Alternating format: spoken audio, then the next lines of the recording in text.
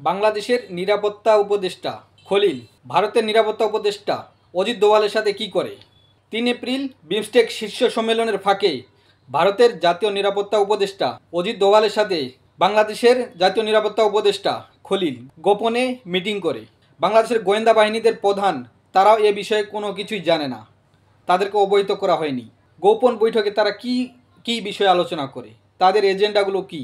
সেই বৈঠকে খলিল ভারতের জাতীয় নিরাপত্তা উপদেষ্টা অজিত দোভালকে আশ্বস্ত করে বাংলাদেশে ইসলামপন্থীদের উত্থান হবে না, ভারতের সাথে যেসব চুক্তি আছে এগুলো বহাল থাকবে, কোনো চুক্তি বাতিল হবে না, কথিত সংখ্যালঘুদের তারা নিরাপত্তা দিবে, ভারতের সাথে কূটনৈতিক সম্পর্কের কোনো অবনতি হবে না। এসব বিষয়কে অজিত দোভালকে খলিল আশ্বস্ত করে। বঙ্গোপসাগর আর আরাকানে মার্কিন স্বার্থ রক্ষা করবে ডক্টর ইউনূসের সরকার, এ বিষয়ে অজিত দোভালকে আশ্বস্ত করে। মার্কিনপন্থী ইউনূস সরকার ভারতের জন্য কোনো ধরনের থ্রেট হবে না বলে অজিত দোভালকে আশ্বস্ত করে। তাছাড়া বাংলাদেশের নিরাপত্তা সংশ্লিষ্ট বিভিন্ন স্পর্শকাতর বিষয় নিয়ে অজিত দোভালের সাথে আলোচনা করে। আর বাংলাদেশের গোয়েন্দা বাহিনী এই মিটিং সম্পর্কে কোনো কিছুই জানে না।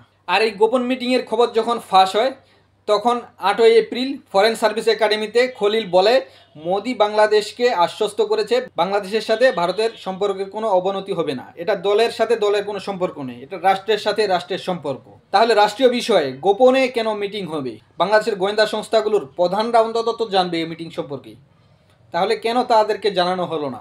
উপরে আপনারা ভারত বিরোধিতা করে বাংলাদেশের জনগণের সাপোর্ট নেন, আর ভেতরে আপনারা ভারতের সাথে লিয়াজু করেন, ভারতের সাথে সম্পর্ক করেন, আর জনগণকে দেখান আমরা ভারত বিরোধী। আর এদিকে সমকামিতা, ট্রান্সজেন্ডার, নারীবাদীদেরকে এস্টাবলিশ করা, এভাবে বাংলাদেশের ধর্মীয়, বাংলাদেশের সামাজিক, বাংলাদেশের পারিবারিক বন্ধন এগুলোকে আপনারা ধ্বংস করতে চান, পশ্চিমা এজেন্ডাগুলো বাস্তবায়ন করতে চান। ভারত বিদ্বেষিতার ধোয়া তুলে আপনারা পশ্চিমা এজেন্ডাগুলোকে বাংলাদেশে এস্টাবলিশ করতে চান।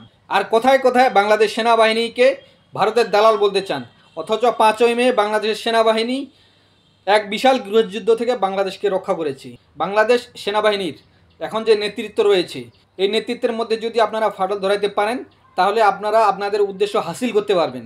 সেজন্য বাংলাদেশ সেনাবাহিনীর মধ্যে আপনারা বিভেদ, কোন্দল সৃষ্টি করতে চান, আপনারা আপনাদের পশ্চিমা এজেন্ডাগুলো বাস্তবায়ন করতে চান, আবার ভেতরে ভারতের সাথে সুসম্পর্ক করতে চান।